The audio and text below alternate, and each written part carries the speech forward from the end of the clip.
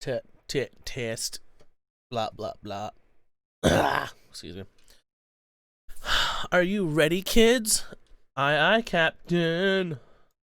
Hello, everybody. My name is YellOut, and today I'm going to be teaching you exactly what I did for my Skrillex Mumbai Power featuring Beam remix.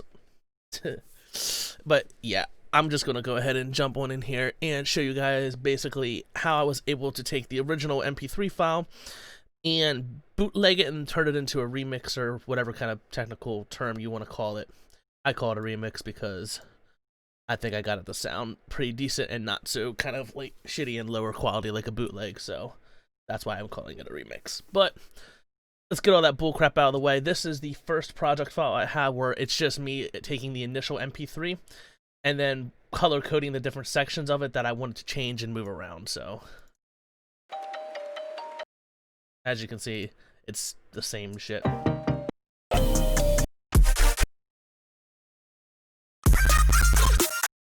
Which is all that is, and there goes my CPU dicking out because my computer is so old and shitty. Like, my computer's literally 9 years old at this point.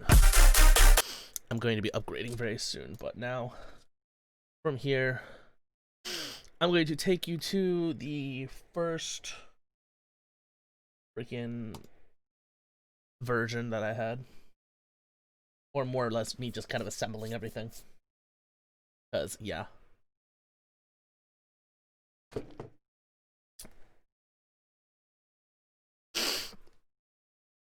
Yeah, this remix was actually a shit ton of fun to like make, because I knew the first time I heard the original track, I was watching Skrillex live at some place, and he dropped it. I think it was like his New Year's Eve set for 2019 or 20.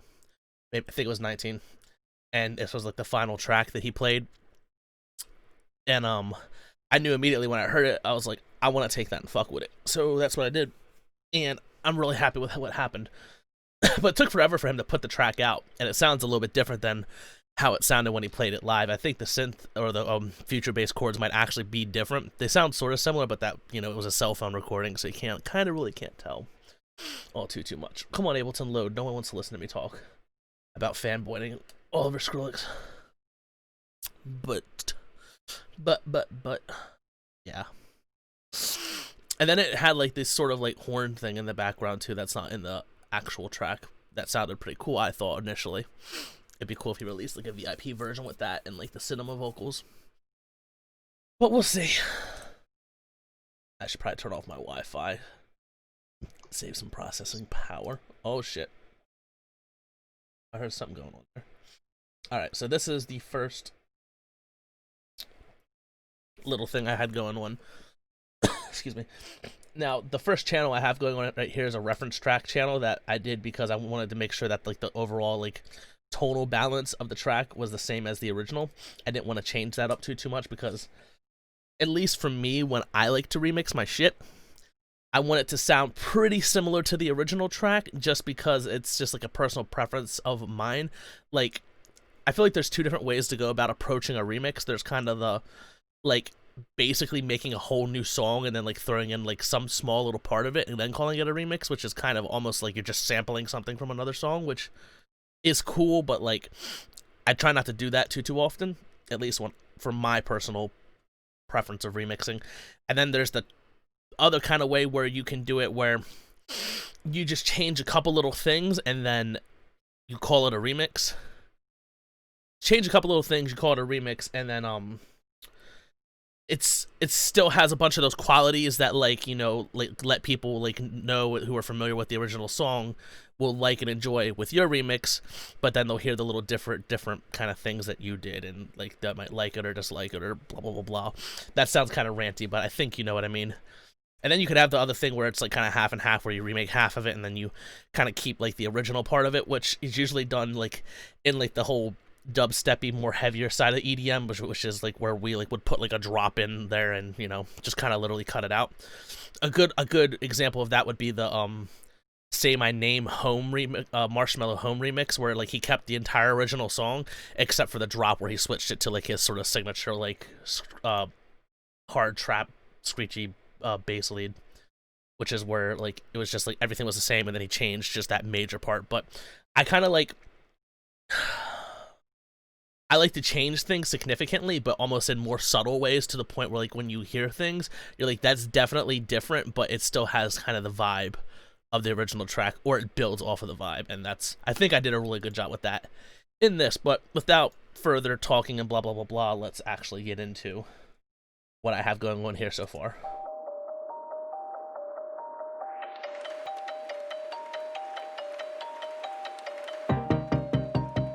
Yeah, so right now it's just the original track itself. Yeah, one of the first things I did was I took basically just part of the original MP3 file and I chopped it up. And I was able to get it to sound like that by just using this little gain automation control thing I made.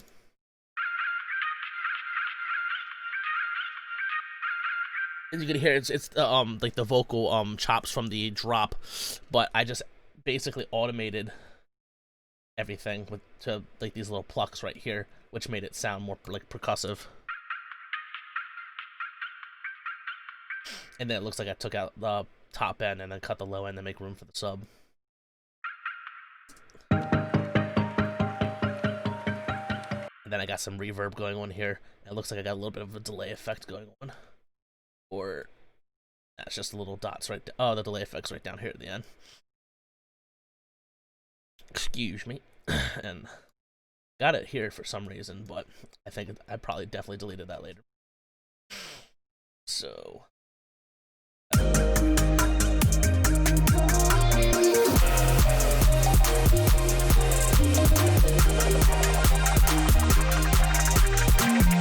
okay, yeah, I can see at this point, those are the original drums from the original MP3 file that I worked with, and these are my drums, which are thicker, bigger, and more percussive, because I wanted it to have more of like an aggressive kind of like vibe added to it, because the song's already pretty in your face, but I wanted to make it a bit more aggressive, so I put in those dubstep-y, thick, punchy drums, and then I just used the utility plugin to sidechain out the level. The basically sidechain out the drums from the original MP3 file. So if I solo this, you'll hear the drums ducking out, and you can just hear like there's nothing there at all now. Oh wait, no, it's ducking the audio right here. And later on, it does that. It's ducking the audio right here because there's actually no drums at this part of the original track, but down here there should be. Yeah, so you can hear it's actually ducking out the audio. So if I turn the sidechain off or the utility off, it's taking out the initial kick and transient of that kick to make room for my drums. Which I'm pretty sure I changed this shape later. I made it a little bit more solid, which we'll be able to see in the later projects that I get into, but yeah, that's basically, I just took the kick out of the track by lowering the gain, which you kind of just do by ear, because now that Ableton's improved their automation and you can highlight shit, it's easier to basically fit the kick in, so you just kind of like highlight it and do by ear. Basically, that's how I do it.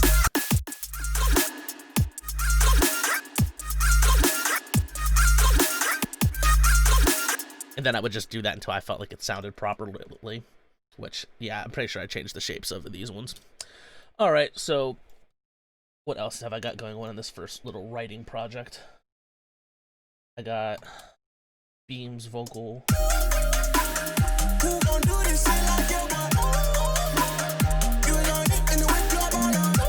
Yeah, I changed that because it was like too much going on. And then I'd also tried like doing some weird, so like a little metallic-y effect, if I remember correctly. Yeah, this is it. It's got like that sort of like plucky wobble thing that I had going on with the the vocal chops of the drop, but I decided not to go that route. This is what that kind of sounded like.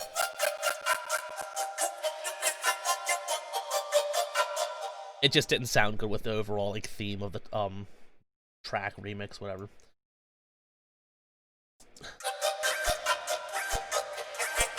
Yeah, it's too much. It's like a layer cake. It was just too much bullshit.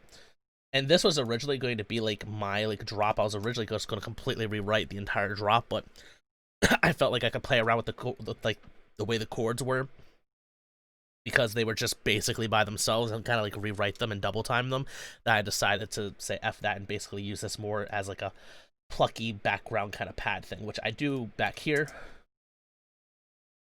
Play. Instead of that being like the main theme. Which kind of sounds good there when it's all together, but whatever. But I'll show you what I mean by like playing around with the initial synths, because this right here is the future bassy chord synth sound. And then because there's no percussion elements going on there, I knew I could like play around with it and double time it, which is what is going on right here. And all I did to basically achieve that, at least inside of Ableton, it's got all these cool little warp functions. So you just hit warp, shift, mouse click, and bring it over, and now it's super fast.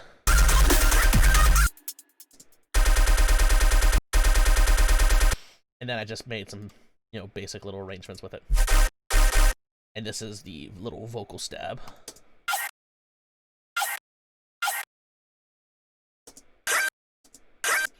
And they're different depending on like which section of the drop they're in.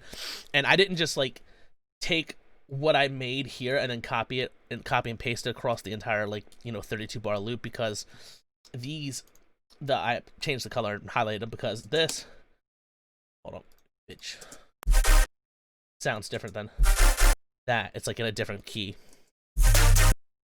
I think these two are the same and these two are different. So it's like 1, 2, 3, 2. So it was a pain in the ass and it took a whole lot more work, but it sounds a whole lot better than just, you know, repeating like this one type of synth and this one type of key over and over again.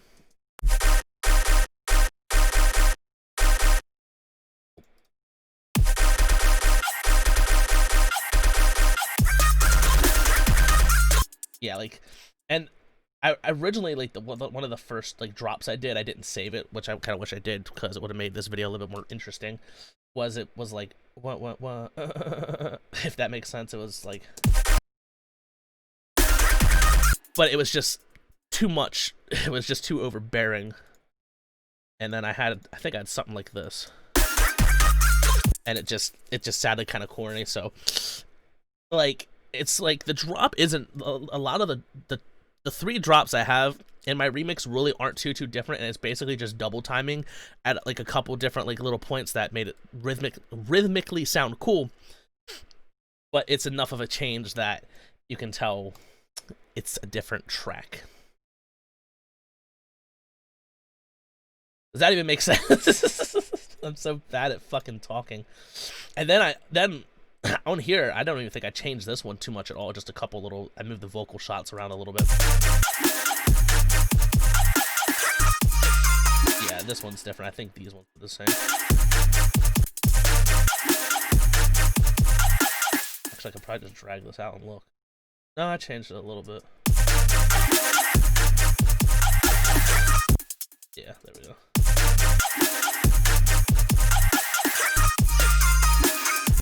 Which, yeah, I got that to sound kind of cool. And I really wanted to kind of play around with like how this sounded, but it was just, it's almost just like too good and well done the way fucking Skrillex did it, that I decided, fucking, I'm gonna leave those vocal chops exactly how they were. With the exception of every 16 bars, I kind of did like the little kind of like gain automation like effect at the very, very end, next to like one of my vocal stabs. And yeah, I think it was just a super minute amount of variation to like that like needed to be added to that to kind of make it more mine, but it turned out pretty good overall in the end. And then I added in some hi-hats. With my hi-hats, I don't like to just have like one sample just repeating over and over again, because it sounds a little too robotic. With the exception of when I like make hip-hop and like trappier like types of stuff, I'll take like basically 2 to 4 different types of hi-hats, and then I'll just repeat them over and over again, and it makes it sound more like an actual hi-hat being hit like makes it sound more natural, which is good, especially in electronic music, because it all is very computery sounding. And, like, you know, on the grid. But, talking about on the grid, I added, I talked about adding in my own drums. I added in my own drums because I wanted to make it sound more aggressive and in your face, and use dubstep kick. And then this track has like that Jack U kind of like plucky sort of snare, and I added in one of my own actual like snare samples. Hello, cell phone. Always goes off when I'm making a video, and then no one ever wants to talk to me. Which sounds like a glass bottle being it is a glass bottle being hit with a different snare sample, and I layered that with the Jack U kind of plucky snare thing that's in the original track. And then this is without it.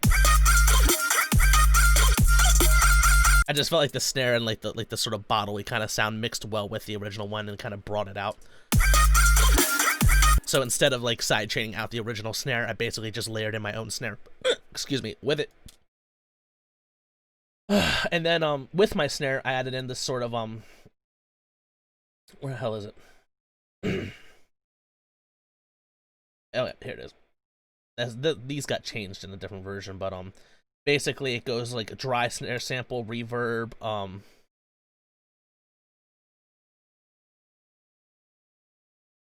it's not being done right here. Well, the way it eventually turned out, I'll show you in a later project. It was like a dry snare sample, but then with a reverb snare sample, then with a dry snare sample, then with a delay snare sample. So it would go something like, and then it would be like that really wet kind of snare, then another dry snare sample, and then it would have like this delay effect on the fourth one. That kind of thing going on there. I should probably solo that to show you. So dry, reverb, dry, then delayed. Just to basically add a little bit of subtle variation in the overall kind of drop section, just to change it up a little bit. And then I added in every couple, I think it's like every two you can't tell here because this is still in the middle of the writing process yet. It's on the every couple bars I have a reverse snare sample to kind of like overemphasize that third snare, which was supposed to be a dry one. Yeah, I kind of have it starting to happen right here. So I'll show you.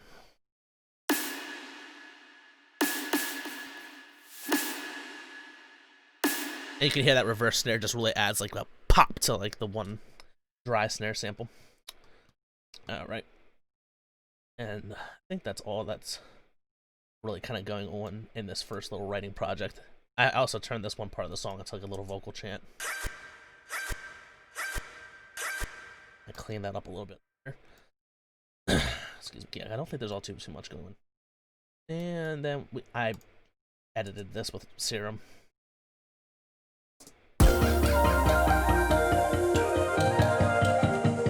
I use this little like kind of granular delay effect, which is where you just basically are running the feedback into the delay effect in Serum. And then I think I automated the mix knob. No, it stays the same the whole time. Oh no, that's the wet dry effect for the gain. Here, start to vibrate a lot there. But yeah, that's basically what was going on in the first writing session of my remix. Anything else going on here? No, that's it. Alright, let's go on to a different. Let's go to. I want Mark 2. Let's go.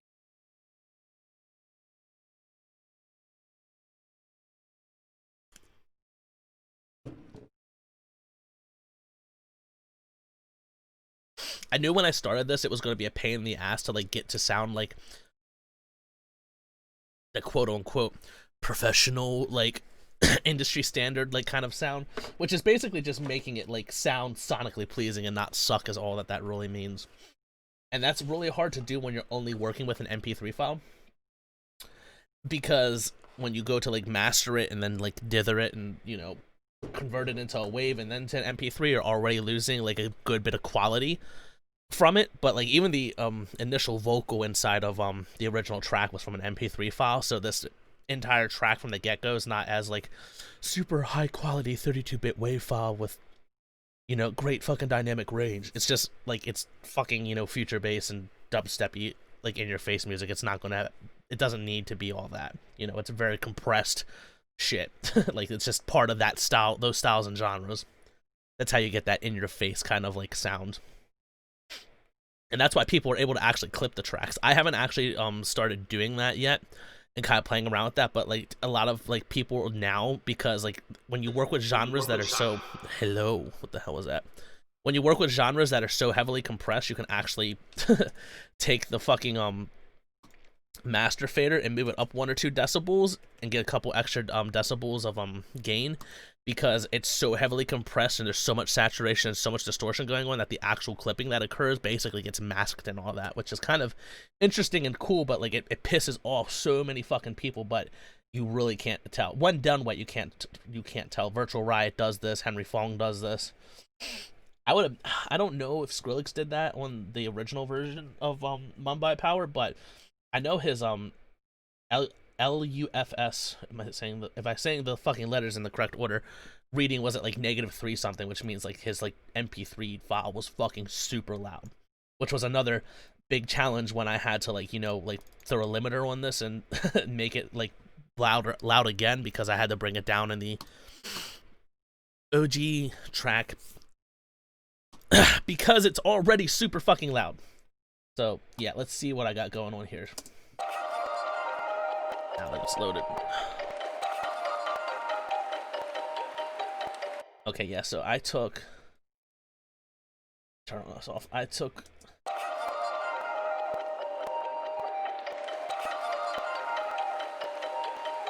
that and then I added in like that sort of gain wobble effect.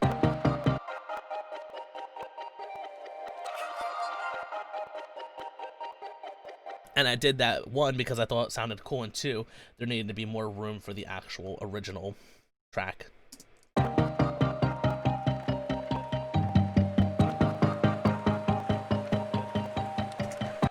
I left these in their place, which I thought sounded really, really cool. And actually on these I got a little bit of filtering automation, so that way in the intro they're a little quieter. Like the top end is taken out, and then up here brought back. But yeah, as for this, just cutting out the low end, cutting out a little bit of the high end, and then just automating it. I'm also side chaining the hell out of it because I need there to be room for the kick.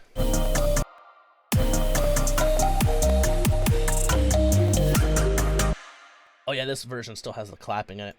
In this version, I like put in like the sort of like crowd effects and like clapping and stuff because it sounded cool at the time. But when I went to like, you know, actually like compress everything and then like mix it and then master it, it was just too much fucking noise in the top end. And no matter how much EQ work I tried to play with to make it fit, it didn't work. So I just took it out, and then it made the track sound kind of bigger. So kill 2 birds with 1 stone. So this is just a crowd sample and that, which I eventually cut out because it just wasn't working for me.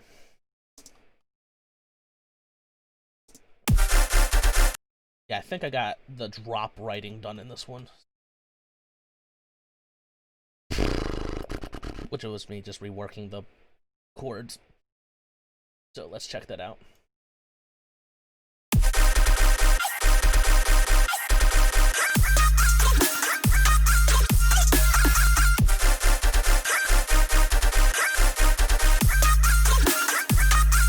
Yeah, I got excuse me, I have a splash added right here, which this splash is inside the final version because it's basically layered with the original splash in the track, because in the original version, which if I solo this, you should be able to hear it, but it's very like minute.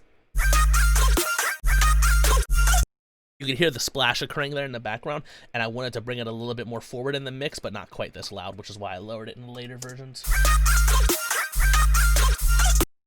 Just a little bit too loud right there, but I was still writing at this time. And I wanted to bring that out a little bit more and kind of add more to the top end of like the overall tonal balance of the track. And right here, it looks like I still haven't completely taken this out yet.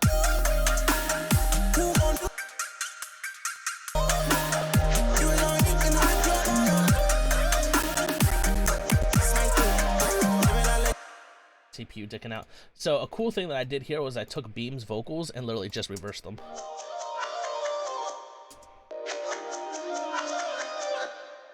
Which sounds pretty cool. Looks like I added a little bit of yeah, I added a little bit of like that sort of delay metallic-y effect that Serum has, and then I cut the top end to make room for the higher frequencies in the OG channel that is being played for when Beam is actually singing. So that they would mix together properly.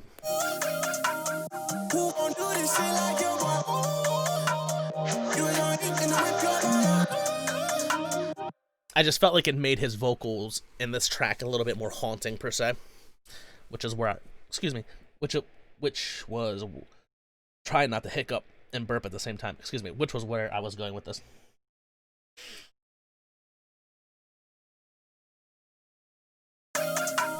Oh yeah, and in this section, this little automation I have going on here, right here, the sub is coming through on the original OG channel, but here I cut it out because I added 808s in. Because before, group this to turn it off. There's no drums going on, but there's like a sub line going on. I decided to say, fuck that, I want to put some 808s in there, so.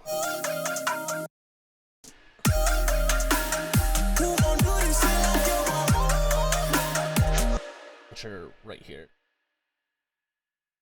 This is actually one of my 808s. Stick with the kick. Got the sound like bite. Got a limiter on my kick drum, snare drum, kind of tame the peaks of the kick drums and make them a little bit more beefier and fattened up. That way they can punch through the OG channels. Track. I still have some bad shit going on here. I think there's not all too much like parts here. Yeah, I basically just finished writing the drops out and arranging the chords.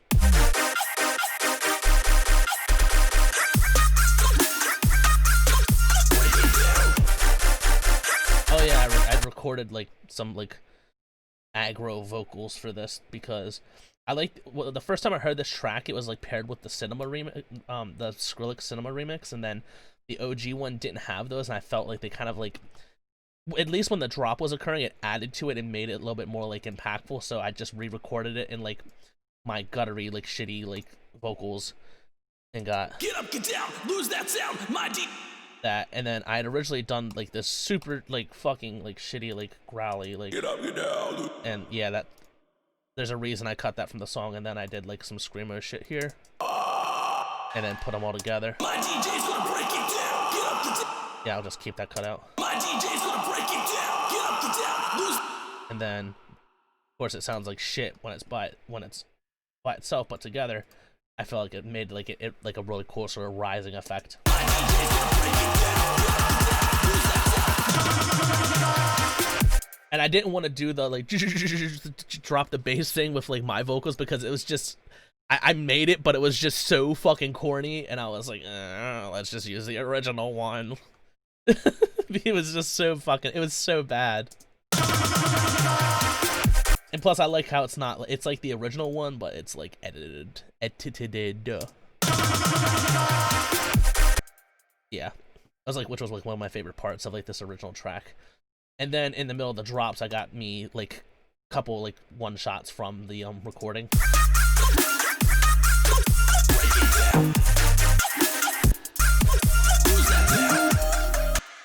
Which was just done to basically little tiny fills in the add effect. Alright, now from here, let's go to... Oh yeah, I cut this part out of the song.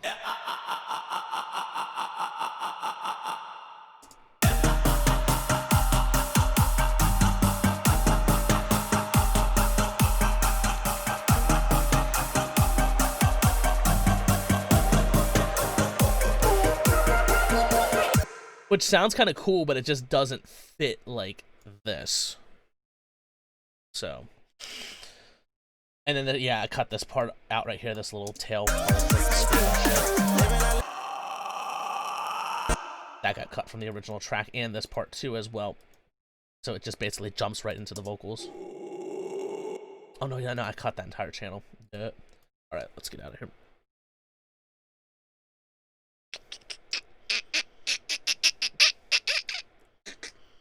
Nope, don't save.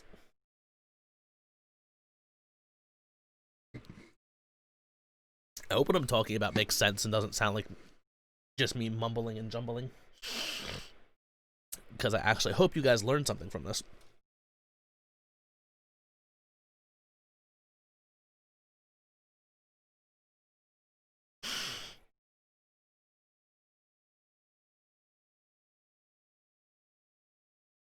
So yeah. Come on, Ableton, load. There's a reason, because I made like a show tracks like it's like a partial parody of Skrillex's show track music video, but it wasn't like to like make fun of him or the track. It was just like the little like clicking and stuff that happens like before it loads his project in the original video was just kind of funny to me, because like obviously the mouse clicks are edited in for like the sound effect, and then like Ableton loads like fucking immediately, which is not true. I don't care like how good your goddamn computer is, Ableton just doesn't load that fast. So I just kind of wanted to poke fun at that, which obviously if you're not a music producer, you're not gonna fucking know that at all. And obviously like you want the song to just basically play when you start. It was a cool little thing that like they did there, but it's just not the reality of music production and how Ableton works. So I just wanted to poke fun of it a little bit, which is why like I like had like a xenomorph as my background as well, because usually like my background on my computer's my logo, which now that I say that out loud makes me sound like a conceited prick. Maybe I should choose a different wallpaper. I do like it, the little Pikachu xenomorph though. It's fucking dope as shit. I like it. It looks like it's like one of those little Warhammer figurines that somebody like custom made. It's cool as fuck. Alright, but now that we're excuse me, into this is a project that's more further along. I think this is everything that when it is done being arranged, but it's not completely mixed perfectly. So let's give it a listen.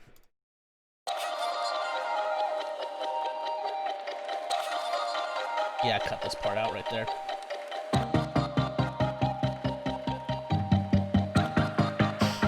Yep, and then I cut out the crowds and chanting samples.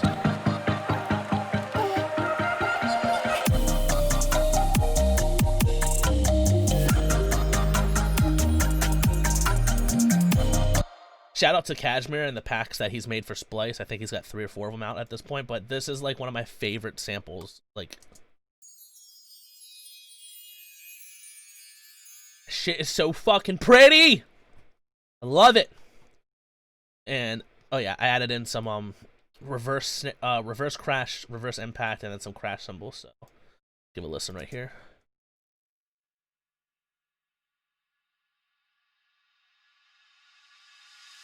Which is basically just covering the top end right there, because I cut all the way up to 800 hertz.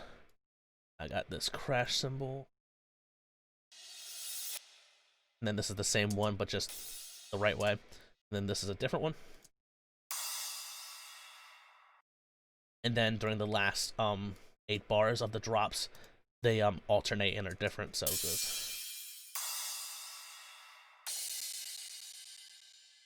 Then all together.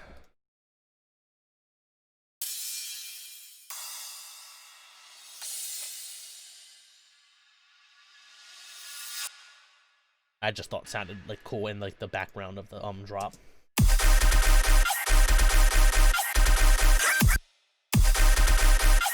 So this is without. And then this is with.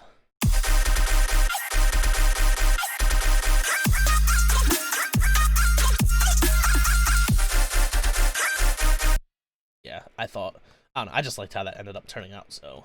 Yeah. Excuse me. Alright. I think this is where I did a lot of the more editing with Beam's vocals as well.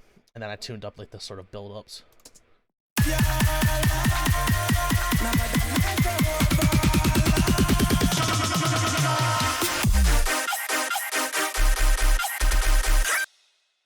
oh,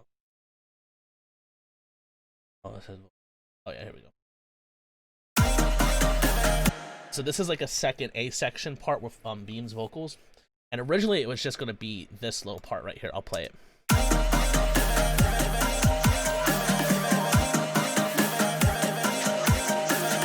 Which then moved on to like this shitty, oh, I can't think of anything else to do, so I'll just drop it in an octave technique. Bitch.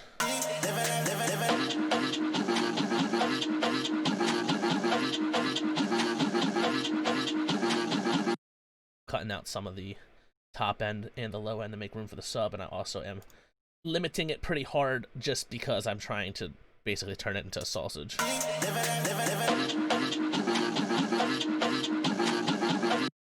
But you can hear that it's kind of bringing up that sort of like plucking sound of the snare, but you can't, like, I don't know. It didn't really bother me when I was making it, so I just left it in there. It actually kind of adds to it if you listen to like the in the background of the vocals. And then playing it all together.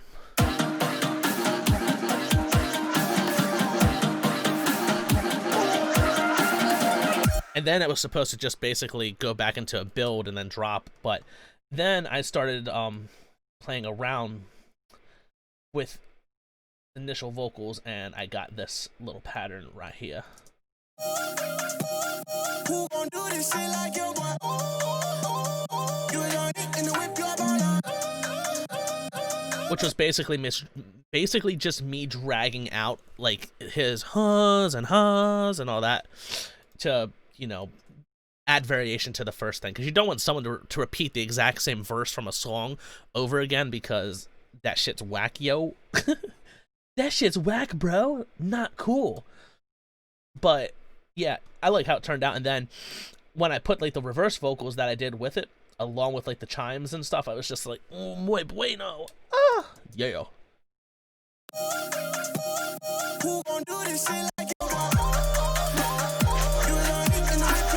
And you got those sparkly ass chimes in the background. Fucking love it. Especially these reverse vocals too, they just added to it so much. Because, like, if you listen without,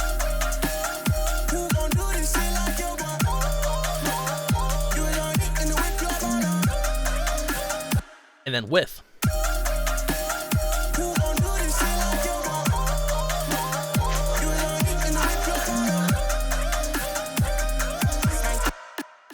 just so much better. All right, I think that's it as far as like the arrangement shit. I think I covered most of like what I did and why I did it.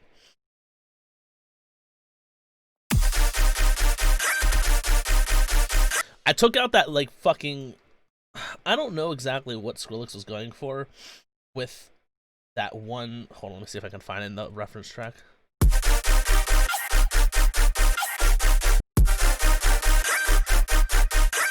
I think it's right here.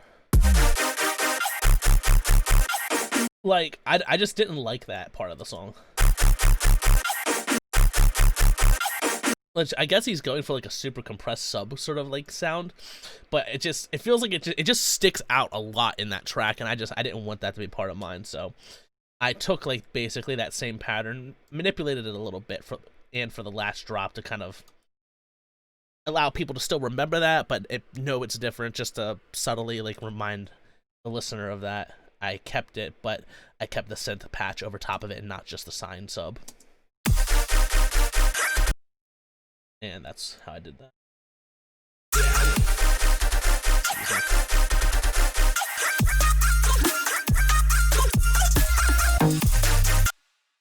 But yeah, let's move on to the final version.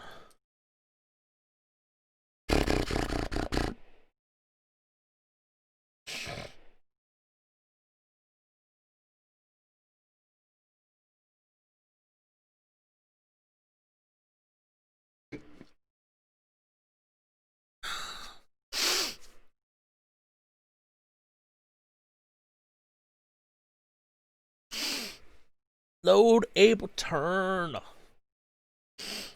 So far, my computer is actually doing pretty well with recording my voice and playing these Ableton projects because my computer is pretty old. It's what the hell model number was this? It's like that. It's that old Asus gaming laptop. It was like one of their first like really big ones with like the massive like fan in it and shit. It's just to tell you how old it is. It's got a GeForce GTX 560M in it, which is an extremely outdated graphics card. And at the time, it was top of the line for like a mobile laptop unit, like the 2011 era when I purchased it. Excuse me. And I love this computer, but it's just it's starting to become a problem because it's limiting me and based off of like what I want to do with it as far as like creative music production and content and videos and shit for YouTube, because it just can't handle the processing power of the new programs and, you know, without it just dicking out on me. So I'm hoping to upgrade this sometime in the near future, but life is very expensive, and the whole coronavirus kind of bullshit hit, and then I had credit card debt to pay off, which, yeah, life shit. Oh, that sounds cool. Life shit. But luckily Ableton, as you can see with the frozen tracks, likes to try to help you save as much processing power as possible. So, yay, Ableton. The guys in Berlin fucking rock. Alright, so, yeah, this is where I started doing more of the mixing and mastering stuff, and as you can tell, I have two pre-master buses being routed to a master bus.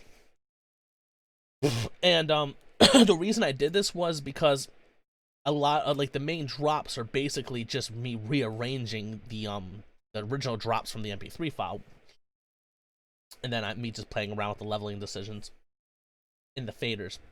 And they didn't require that much processing, so I ran them all to a one pre-drop, and then the stuff that I added in, like more of like my drums, percussion, and like my effects and my samples, I ran to the second master bus because they were going to have to be compressed and processed differently than the stuff going to the, you know, first master bus, because Skrillex did all that shit. So that's why they're processed differently, and then they both get ran to this master bus, which has, it looks like it's a really long, complicated processing chain on it, but it's doing super little tiny things here and there, which was basically just me kind of fixing the tonal balance structure of the final mix of the track, which is all that it really is, and then me slamming it with a limiter at the end, because I've got a limiter on this one, then I have a limiter on this one, and literally the only thing that the limiter is doing on this master bus is where I double time the chords, it's just taming those peaks down, because like when you take this and, you know, I make it smaller and shit, it increases the gain, and I just needed to bring that back down that way was the same level as the original ones, so it didn't sound like yeah, me trying to describe sounds is stupid, which I'll show you what it sounds like without it. It just jumps up a little bit too high in volume. Of course, now my audio interface sticks out, or my processor. Come on, bro. Well, there's a lot of processing on this, that's why, and running with OBS is going to be a problem. But yeah, I think you guys get the idea. So yeah, that's why I have two different pre-master buses with different processing on it, and yeah, literally the only other thing that's on this first pre-master bus is a low cut for the hi-hats, because when I added in my own hi-hats, they had to mask with the hi-hats that were already in the track, because just ducking them out with sidechain compression is pretty challenging, and this was basically, it was just easier just to remove that high frequency content to make room for my own high frequency content that I added in with my hi-hats. And I layered them, and you can actually hear Skrillex's hi-hats at a couple points inside the drops, because he used the hi-hats pretty sparingly in his version, but they mask so well with mine, because my hi-hats are brought back a little bit in the mix, that you really can't tell who, like, you're not going to notice it unless you listen to it. So can I point that out? Let me see if I can point that out for you guys. Let me take the hi-hats out, and then if it'll let me. My processor's really like not liking me running OBS and showing you guys this.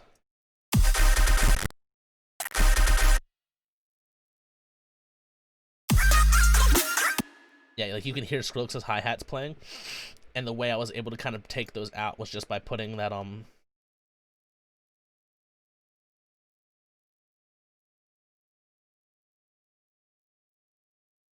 are you at?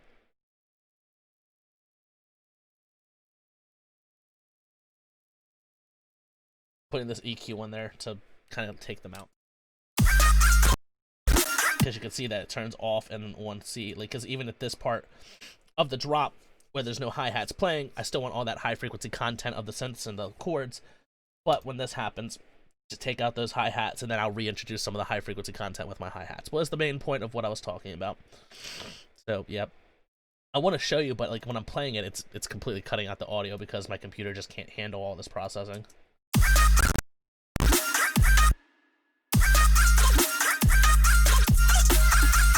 Like that part there, I don't know if you could hear it too well. That's my hi-hats being mixed with his. And it sounds cool when it all goes together, but it's actually just two different sets of hi-hats layered on top of each other. Which is kind of barbaric in nature, but ended up sounding pretty cool and okay together. And if it sounds good, it is good, so. Yeet. Excuse me. But yeah, the processing for all of my stuff is a little bit more extreme, so let's get rid of that pre-master bus 1. Let's go to my shit. Not too extreme.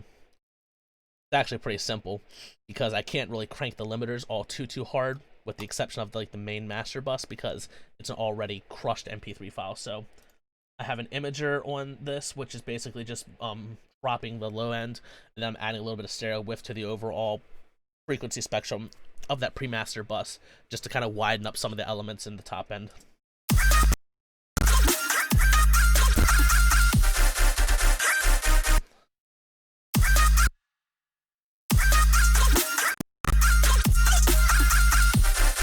Hear how like it makes the snare a little bit wider and stuff like that.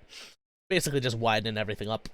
And then I have this de-esser plugin, which is basically making everything a little bit less harsh. See if I can solo this and hear the shit it's taking out. Basically it's just taking out shitty frequencies. And then I have this limiter right here, which is only got 0.5 decibels of gain reduction. Which I believe it only hits the kick. I apologize how bad this is really dicking out. Just my computer's just not gonna be able to handle all this processing at the same time. I was barely able to actually finish mastering it just because my computer's just like, fuck you. And then I have this peak cut EQ right here, which is where I basically just remove shitty frequencies. I do this technique all the time in all my other tutorials, so if you want to see how I do that, you can go ahead and check those out.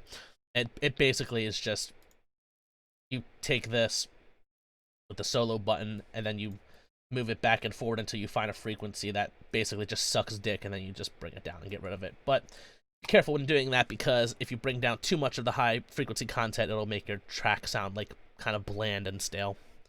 It's like a balancing kind of game. And then on my master bus, I have 3 Pro Q3s. This one gets turned on and off because this one is only on during the drop of the track. Yeah, this one's only turned on during the drops of the track and like the exciting parts. And then this, oh, let me show you what's going on there. Yeah, it's a 0.5 decibel added here. A 1.5 decibel added here, and then a little bit of gain reduction right here, about 1.22 decibels of gain reduction. That's kind of being curved off at around 13 kilohertz, 14 kilohertz. And then this, I believe, was the main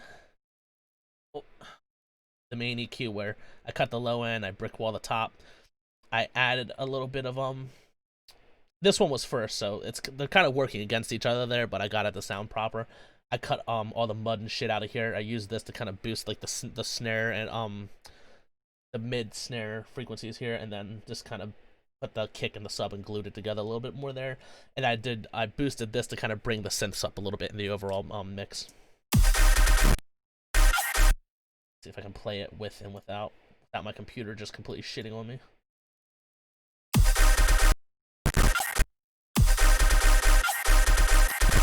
Alright, and then this is with. Yeah, my computer's just not letting me do it. Asshole. Fuck you! God damn it. Yeah, I really need a new system. Alright, and then this last one is literally just me doing a little bit more cutting right there. Because I felt like I had finished it, mixed, mastered, and all that bullshit, but then it just felt like it was just a little bit too bright, so I just brought it down right here. I really probably could have just went to the this first EQ and then cut that out, but I like to use a lot of EQs back and forth because I like to A/B and reference my stuff all the time, which is not good because it requires a shitload of processing power, which is why I'm having this issue now, but, you know, as far as it being an effective workaround, I like it. And then I added on one ozone imager and just, you know, everything below 250 hertz, make sure it's mono, so your shit doesn't sound like shit live. And then I just widened up everything between 2,000 kilohertz and 10,000 kilohertz because it just felt like, in the original version of the track, Skrillex's version of the track, obviously, it felt a little bit wider when I was playing with stuff and processing it, running it through, you know, the limiters and saturation and all that bullshit. It felt like it narrowed it a little bit, so I just kind of like re-widened it just a little bit. It's only, yeah, it's like 27. So it just re-widened it a little bit, and that's it. And now, this other shit that is here but turned off on my master bus is literally just referencing tools. So if I turn it on, I've got just a Pro Q3, so I can check out the frequency spectrum. I also have tonal balance, which is one of my favorite fucking plugins of all time, and is really good and helpful for like mastering and getting your shit to sound right. Ooh, you can see my dithering going on. Yeah, I have the dithering turned on inside of the final limiter because, yeah, breaking it down to MP3. I just have it set to 16, which is CD quality, medium, and that's the curvature line that you can see chilling there. And this limiter's crushing the shit out of everything pretty hard, but I didn't even have to bring the threshold down because the input, the signal from the input gain was so hard that I really didn't even have to touch anything. I just basically had to turn it on, and it crushed the shit out of it. You can see it just bringing everything down, which, you know, it makes it sound like this is a very fucking compressed track. Like, it doesn't get much more fucking compressed than this without sounding like distortion. So, yeah, I got that to work. But talking about talking about tonal balance, the plugin. It's like one of my favorite plugins of all time, but you kind of have to know how to use it and what it's for. It's basically for achieving the overall tonal quality of different a different song's overall mix or spectrum. And the difference between this and like a actual spectrum analyzer is it's basically a spectrum analyzer slowed down so you can kind of see the overall average of where the spectrum stays. Now, stock, I believe this runs at like 10 seconds. So when it's playing, yeah, it's got like this 10 seconds, which it's like slow and just like, it annoys me, and I feel like it works a lot better when you have it set to 3 seconds. And then like if you put on like real time in 1 second, it's just too fast. That's just my personal preference of the settings. But this is a custom curve. This curve's custom made from the first drop from Mumbai Power, and it's so much more narrow because I processed just the drop as opposed to the entire track. Because like you can see how wide this curve is and how much room there is for like error and interpretation.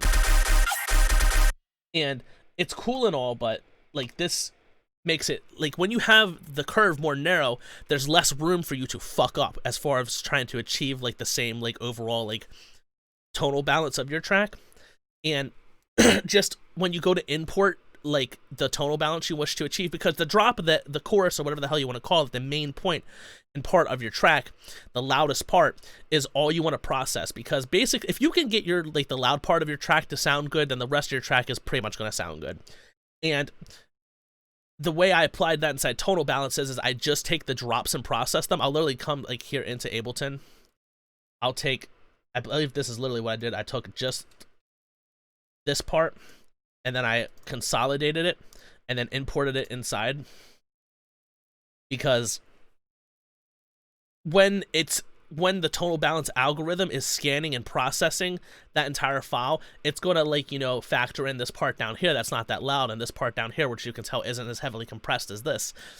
And if you can get, like, everything to just sound good just at, like, the super max loud parts, you know, the rest of it will sound good. And this just, it's less room for error. And if you're not, like, a mastering engineer, like I mix and master all my own shit, but I don't consider myself like a professional mastering engineer, you know. I get by and get my shit to sound pretty damn good.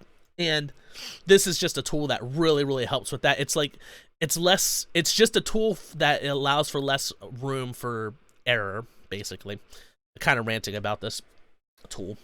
I'll probably do a separate tutorial completely on how that works, but yeah, the biggest tip I can say for, like, using tonal balance properly is only try to achieve the tonal balance of the drop of the song that you're referencing, and that'll get you pretty much where you want to be. I hope that made sense. I really was rambling the fuck out of that, and I apologize for that. Then here at the end, I've got Ozone Insight, just to make sure everything's fucking loud. And look, it's loud. I'm redlining everything. And then turn that off. Excuse me. And then I have this little tool down here I made called my Magic Mixdown Reference Racks, which is basically just knobs that turn off different this is a wet dry knob. I've been talking for like an hour straight. I apologize. I'm sounding moronic at this point. This turns the whole thing on and off, but I have these knobs set to hotkeys, which the first one is Shift 1, Shift 2, and then Shift 3, Shift 4, and Shift 5. And basically, let me open it up and show you what I got going on under the hood.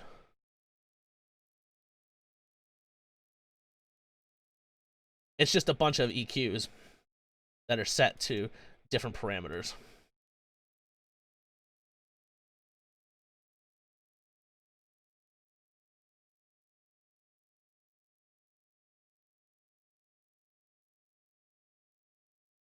Alright. So I'll break down exactly what's going on in here.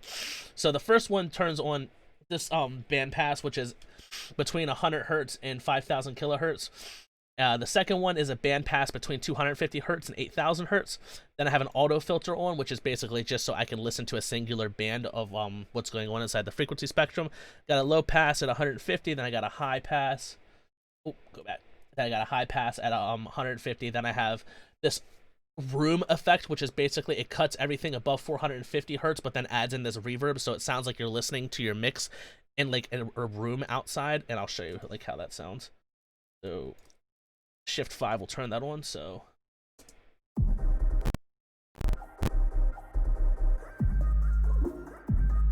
like it almost sounds like you're listening to the track outside of a club. And this is pretty good for like when you're not as the main reference tool, but as like a secondary one, like when you're referencing like how your bass patches and synthesizers sound next to each other as a whole. It's a cool good little tool. And then I also have a mono button turned on there as well, because you should always mix in mono, because yeah, if you can get the sound good in mono, it sounds pretty fucking good in stereo. So mono, yeah, which is like I do like 95% of my mixing in mono, and like the rest of it, it's almost like I do two separate little mix downs. Really, it's like I make it sound just fucking super good in mono, and then I'll switch it to stereo, and then I'll just control the stereo imaging of each individual channel with like a ozone imaging plugin or a utility plugin. So, oh God, I really apologize for the audio dropouts. I'm gonna try and show you examples. So this is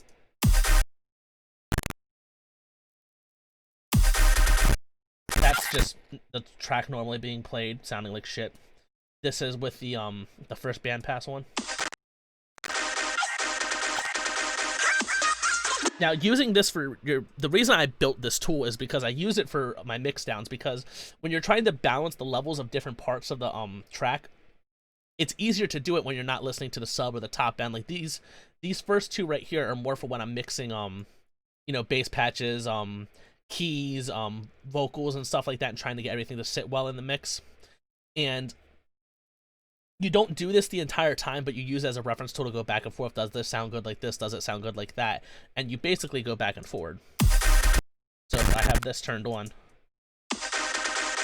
you know, I would go back and forth between. Okay, it sounds good. Like, it doesn't sound. What I would do is I would listen to it like this. I would make leveling decisions. Then I'd turn it off. Make sure that it still sounds good while everything else is playing, and that's basically why I added in the dry wet knob.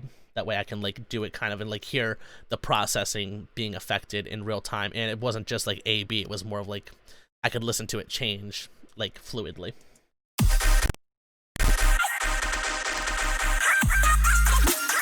Plus it adds a cool little effect.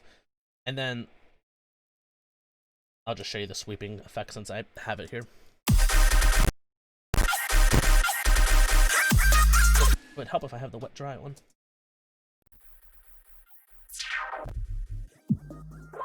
And that's just there so I can actually focus on like that one band part. It's basically just a band that I can move back and forward and listen to it. And yeah, that's basically all that tool really is. I love that tool. I'm probably gonna put it as like a free download in the bottom of this video, along with like the little GAC tool that I made, because they're very, very useful, and I literally use them in all my production now, and I love them. And I'm proud of myself for making them. Pat myself on the back. Or whatever. That's a stupid voice. But yeah, that's basically how I got all of this to work. And it's real simple, and it's it's really unconventional, because it's like the way I processed everything was just not the normal way that people would process this, but that's because I'm not working with stems. I'm working with an actual fucking MP3 file, which is, you know, already a super compressed fucking source of audio. So yeah, it was a challenge, but I got it to work. But yeah, I hope you guys liked this video. I wanted it to be less than an hour. I'm a little bit over, so that's cool. But yeah, if you like this video, hit that like button. That way you and other like-minded producers can be recommended this video, and people can learn and get better at production and kind of see the bullshit that I did. Then hit the subscribe button if you like it and you want to see more crap like this. I have all sorts of other production videos, my own music, and other stuff on this YouTube channel. And then hit the notification bell, that way you're notified when I post my shit. And I have other social media stuff in the Linktree link that is in literally every fucking video that I've posted, so you can see me make a fool of myself on TikTok and my Instagram and blah blah blah blah, if you're interested in all that. But yeah, this my actual remix is available in the description too, completely for free to download. It has a fan gate, but you don't. I please subscribe to the YouTube channel, but you don't have to in order to get the download. So yeah, go ahead and check that out. So yeah, I hope you guys liked this and enjoyed it. Try to stay safe, because, you know, the world's upside down right now with the coronavirus and, you know, people rioting and stuff like that, which, you know, is for a good cause, but like, try to stay safe, because, you know, when people are upset and emotional, which they rightfully should be, you know, it can be a recipe for disaster. So yeah, thank you for watching, especially if you got this far, because this is a very long fucking video. I love you guys so much, and have fun making music. And yeah,